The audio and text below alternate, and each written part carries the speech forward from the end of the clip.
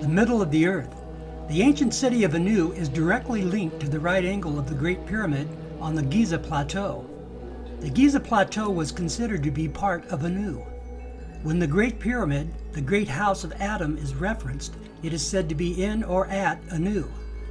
The pyramids are 12 miles away and visible from Annu. Tourists walk through here every day. Little do they know this nexus is where God organized the Egyptian world after the Great Flood. The existing Egyptian relics preoccupy tourists' minds while the incredible truth hides deeper within its history. Ain Shams and Mataria are Port Cairo districts made up of huge concrete buildings. They are characterized by a unique mix of old and new architectural styles, but the new tends to mar the beauty of the old. Both districts were ancient villages.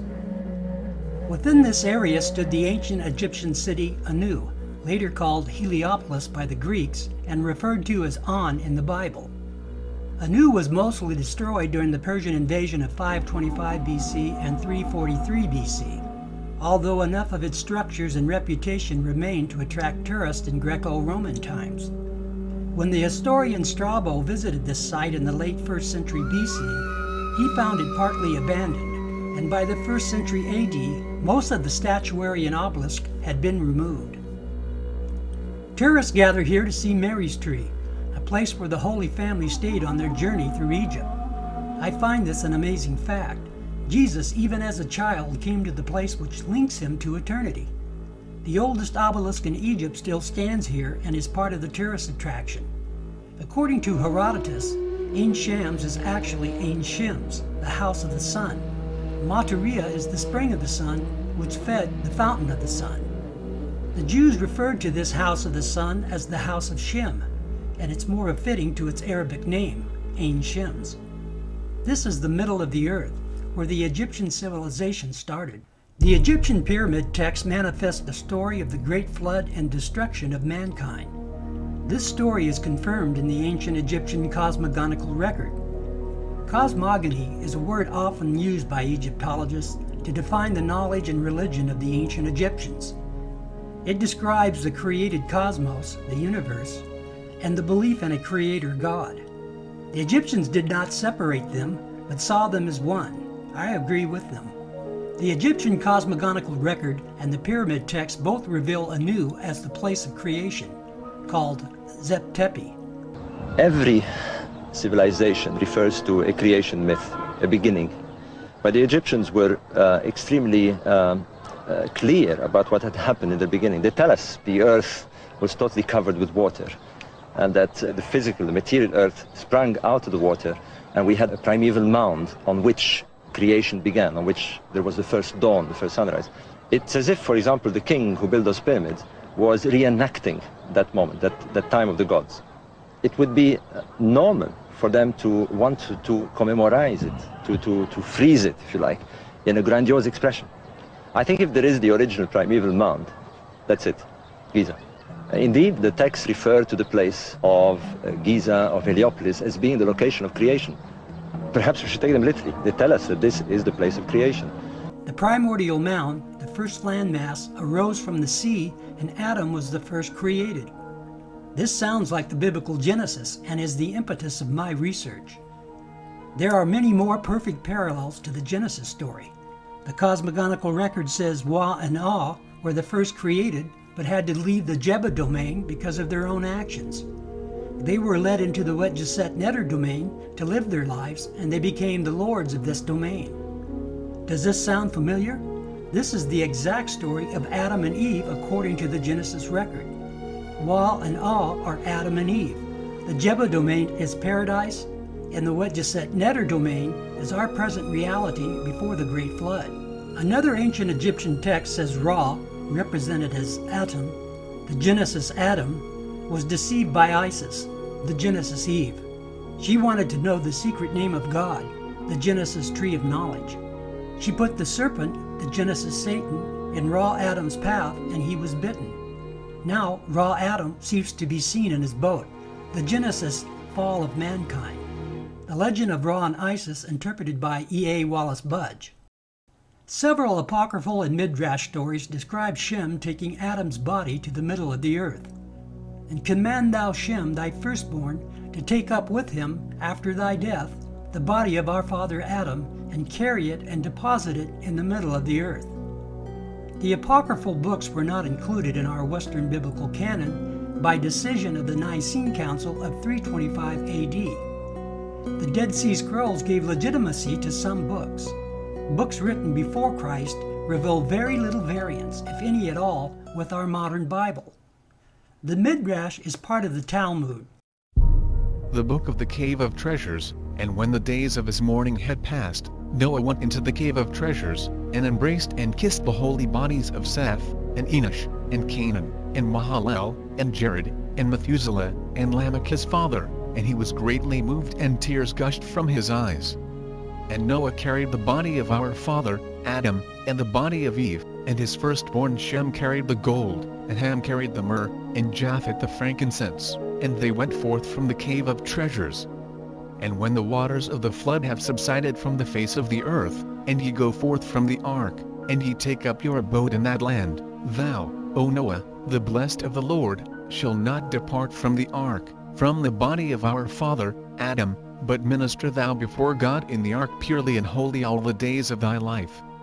And these offerings shall be placed in the east. And command thou Shem, thy firstborn, to take up with him, after thy death, the body of our father, Adam, and to carry it and deposit it in the middle of the earth. The Book of the Cave of Treasures. As we have just seen, the middle of the earth is at the Giza Plateau, and forever linked with the city of Annu. The middle of the earth is not Jerusalem, as the Jews assumed. Jerusalem is the spiritual center of the world, and not the physical center. The early Jewish writings claim the title of Melchizedek, king of Salem, referred to Jerusalem. It is understandable why they came to this conclusion. This belief is derived from Genesis chapter 14, 18 through 20. Abraham gave Melchizedek a tithe from the spoils gained in battle. After all, Salem is actually part of the name of Jerusalem. All the ancient maps depict Jerusalem at the center. So this conclusion is not only understandable, but rational as well. However, I believe it is wrong. The middle of the earth is at the Giza Plateau. Salem is the ancient city of Annu. All the surveys on the Giza Plateau clearly reveal it as the middle of the earth, as referred to in early Jewish writings. These writings say Shem, Melchizedek, and an angel took Adam's body and Eve to Annu. Ancient Egyptians considered this place holy and the place of creation. The temple of Atum, the pyramidal Bin stone, contained Atum. The pyramid text utterance 600 makes this perfectly clear. What we pronounce as Adam was Atum to the Egyptians. God the Creator was Ra, and after Atum came the great Ennead, the 9 gods. This is the patriarchs before the flood, Adam through Noah. The Egyptian cosmogonical record says after the primeval flood, a group emerged called the Shebti, known as the Little Ennead and later the Ogdad. They emerged as the flood receded and began to rebuild the world. It is evident this is a reference to Noah's family, as depicted in the Little Ennead and the Ogdad. The Egyptians did not exist at this point. Their knowledge of the patriarchs was handed down through Noah and his sons. Through time, the Egyptians turned their backs on the one true God and began worshiping the patriarchs as gods. As their civilization expanded and grew apart, the stories became convoluted and conflated. By the time of the dynasties, history and religion was reinterpreted by each pharaoh and priest. This explains why we see such a diversity in the interpretations of the gods throughout Egypt. I am absolutely convinced the earliest Egyptian record is the biblical Genesis. You can find detailed information and documentation in my books, The Middle of the Earth and The Messianic Temple. Visit my website at middleoftheearth.com. I will now summarize some of the information we covered, starting with the pyramid text Ritual 140. The Book of the Dead, Ritual 140, the book of that which must be done when the sacred eye is full, in the 2nd month of winter. When Adam rises with his heady perfume, when the powerful one rises, who lights up the horizon, the luminous one who burns in the sky, then the castle of the pyramid, the temple of Adam Ra, in Annu, is in jubilation, and a cry of joy makes itself heard within the sanctuary. They kiss the ground at the word of Adam Horikti. Thus speaks His Majesty. This Egyptian text says Adam was at rest in the castle of the pyramid at Annu.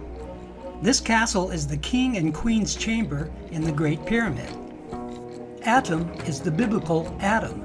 Both were the first created and the father of all generations. The Great Ennead is the biblical patriarchs before the flood. Ennead is a Greek word for 9. Adam created 8 more beings. What is interesting about this is the absence of Thoth in the Ennead. Thoth was Enoch, who was translated from this world, leaving only 9 patriarchs to be accounted for. The biblical patriarchs are a perfect match for the Great Ennead. Isis is Eve. Her Egyptian name was Ayusaset, and she was considered the mother of the Ennead and the wife of Adam. Her name means to come forth, which is exactly what Eve did. She came forth from Adam's rib. Ayusaset was also symbolized with the Ished tree, the Egyptian tree of life and knowledge. It was said all the pharaohs and knowledge was inscribed on this tree. And just like Eve, she was forever linked to this tree. She is portrayed in the legend of Ra and Isis as the one who tricked Ra for the secret knowledge of God, and was the cause of the fall of Ra, just like the fall of Adam and Eve. Ra is the creator god and called by other names such as Ta and Khnum. He created the universe and mankind. It is obvious this is God the Father as depicted in the Bible. And just like the God of the Bible, his name was secret, hidden from mankind. All things came from Ra, and in this sense, the first Egyptians were monotheistic. The little Ennead, also referred to as the Ogdod, was symbolized in this graphic. This is a reference to Noah, his family, and a scarab in the middle of the ark.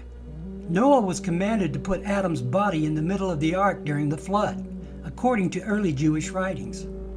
Egyptians used the iconic scarab to represent Adam because of its apparent self-generating power. In other words, the scarab was a symbol of Adam's power to create the Ennead, just as the patriarchs descended from Adam. This graphic is a perfect depiction of Noah's Ark. Noah is seen guiding the ark with Adam's body in the middle of the ark, surrounded by Shem, Japheth, Ham, and their wives.